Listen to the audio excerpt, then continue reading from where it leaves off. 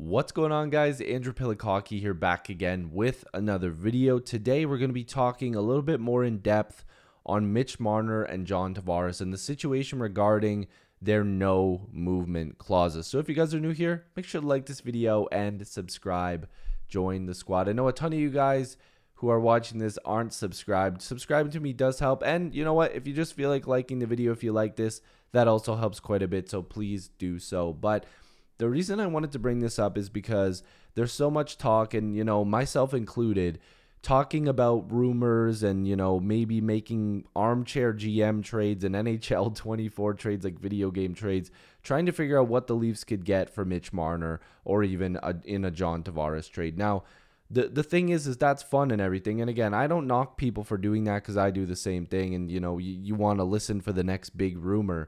But there's a really good chance that both of these guys will not move on that no movement clause, which means they don't have to go anywhere. And I keep trying to let people know that. It's like they control their own destiny. They control whether or not they want to play for the Maple Leafs next season. And they definitely do, because they were given that in their contract. It's their contract.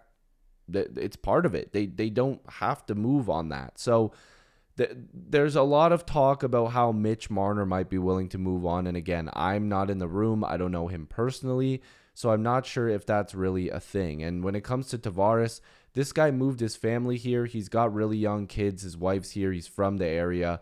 I don't think Tavares wants to leave. I actually think Tavares wants to take a significant pay cut and play for this team going forward, which I don't even know if the Maple Leafs would want to do, depending on how much he gets. But again, that's a little bit down the road. But what I want to just bring up first is that people can't be mad if they say no. And what I want to bring up in this video is kind of showing the cap implications and showing which other players the Maple Leafs would have to trade if they wanted to clear up more cap space. Now, let's just look at this using LTIR. And again, we're not actually using LTIR. I'm just calling this the trade block, right? Because this will remove the money from the cap hit. So right now the Leafs have about $18.5 million with that salary cap going up to 87.7 to fill in some spots. Now there could be an Easton Cowan, a Fraser Minton, maybe both coming up in this forward group. And then of course this blue line really needs some work, and in the goaltending position you need some work as well, and of course your depth. But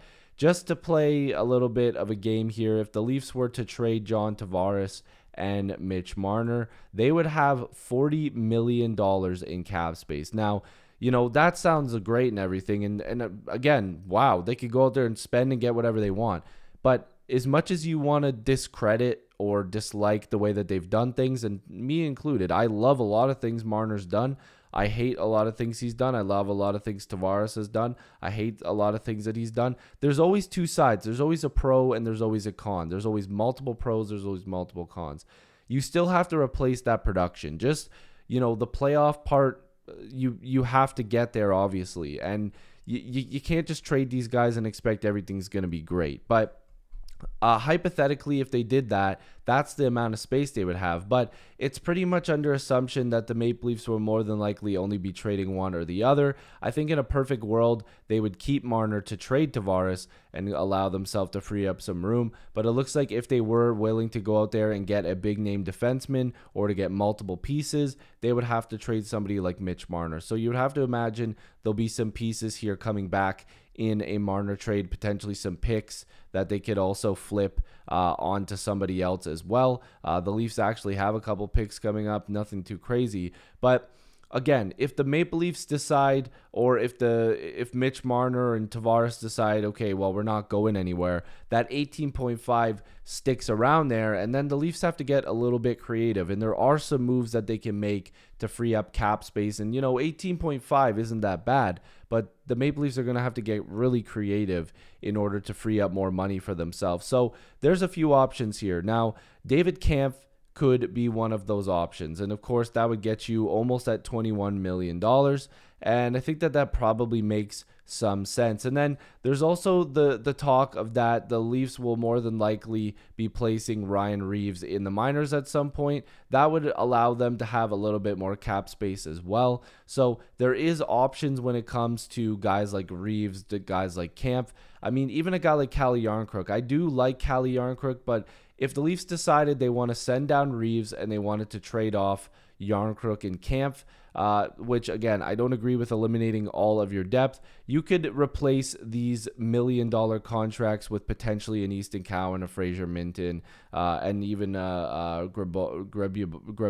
Again, his name is so hard to pronounce, but he could also be an interesting name. And again, you still could have Ryan Reeves there on your fourth line. Like, it's entirely possible that he sticks around. The team will still have $23 million in cap space to go out there and try to make some moves, go out there and try to, fit in another defenseman, because I also believe that Connor Timmins is probably not long for this team either, which puts you around the $24 million spot again. But this is why I bring this up. The Leafs trading both of those guys probably seems unlikely when it comes to Tavares and Marner, as much as people would like that to happen.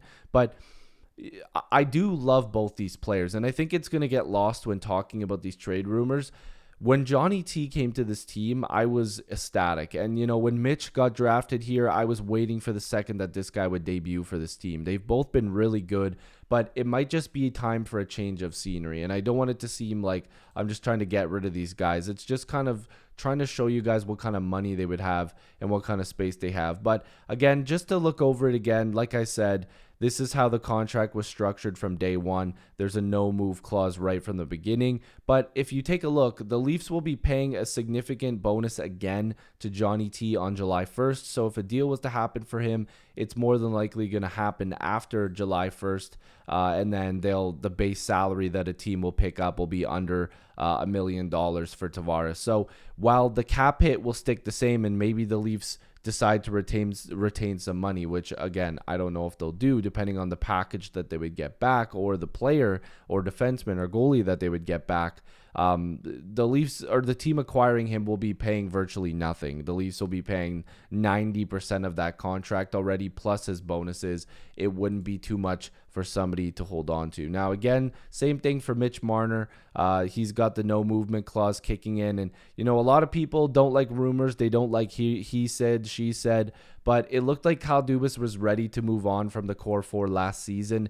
And Mitch Marner didn't have a no-move clause. And William Nylander also was somebody that was being discussed in a trade. But Brendan Shanahan decided that he did not want to do that. This is not just this past season, but the season before in the offseason. So as you can see, again, a lot of heavy bonuses in the Mitch Marner contract, but that no-movement clause still is in there. Obviously, teams would be lining up to get a guy that puts up this many points in the regular season. And again, can put up numbers in the playoffs, but it's not as consistent as you would want it to be. He's not scoring big goals. He's not coming in clutch. And that's what the Leafs need. And unfortunately, it's not working out. There's an entire world where none of these guys get moved, and they all hold on to this no movement clause. And Mitch has said that he wants to stick around, and Johnny T has said, Tavares has said that he wants to stick around. So just putting that out there, Leaf fans, there is a chance that these guys do not waive that no move clause and decide, yeah, I'm sticking around, I'm not going anywhere, so you're not trading me. So that's entirely a possibility, and I want to hear what you guys think down below. What should they do in these different kind of realms of possibilities? Should they trade one? Should they trade both, or try to trade both? Should they trade off some of their bottom six players to try to acquire cheaper ones, calling up guys like Cowan and Minton if they're ready? Let me know down below. Sound off in the comments. If you are new here, make sure to like this video and subscribe. Join the squad. Love to have you guys here. Thank you so much for supporting me here on this channel. Liking and subscribing helps a ton. And hopefully I'll see you guys in the next video or stream. Go Leafs go. Sound off in the comments. Peace.